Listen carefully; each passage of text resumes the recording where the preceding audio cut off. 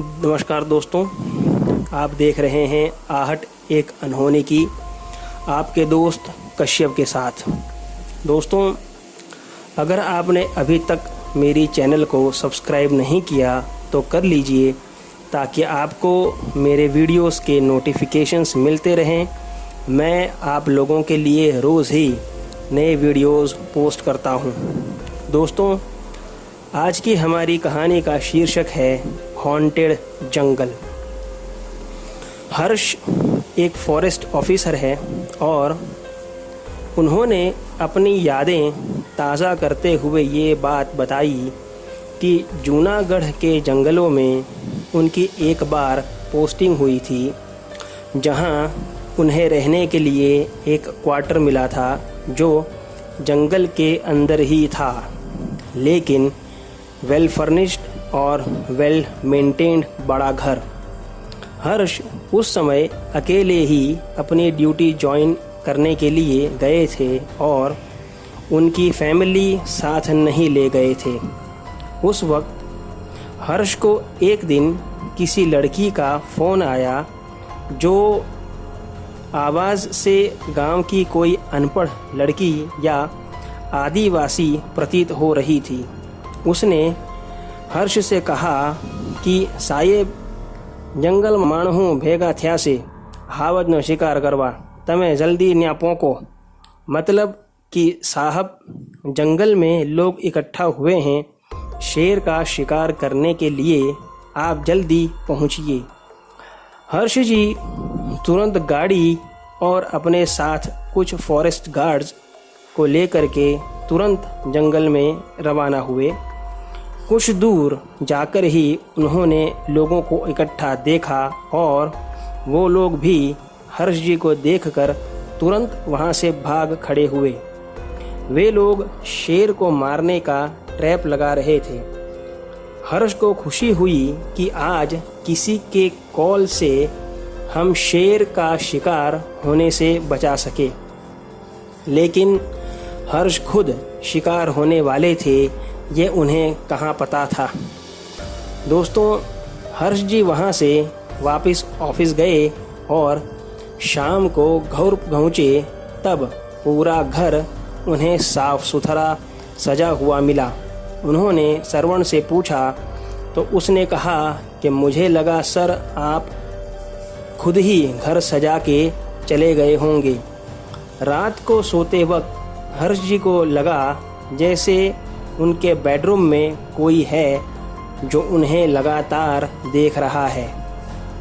ये उसकी प्रेजेंस महसूस कर पा रहे थे।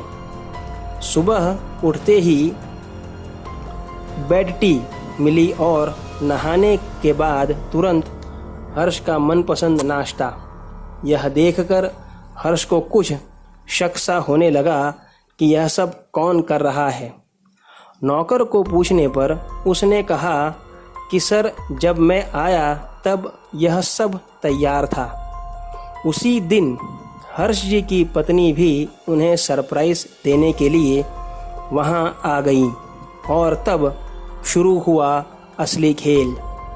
हर्ष जी की पत्नी नीलिमा को घर में एंटर करते ही एक औरत हर्ष के साथ बैठी दिखी। नीलिमा ने पूछा, यह औरत कौन है और तुम्हारे साथ क्यों बैठी है? तब हर्ष ने पूछा, कौन औरत? ये क्या सवाल है नीलिमा, और तुम अचानक?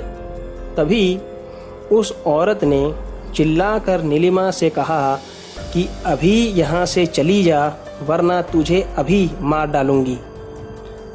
वापस भाग जा जहाँ से आई है।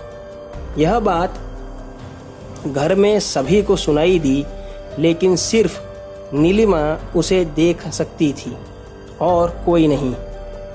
उसके चिल्लाने से हर्ष और नौकर दोनों ही डर गए कि ये कौन बोला। तभी उस औरत ने नीलिमा के बाल पकड़कर खींच के घर से बाहर कर दिया और दरवाज़ा बंद कर लिया।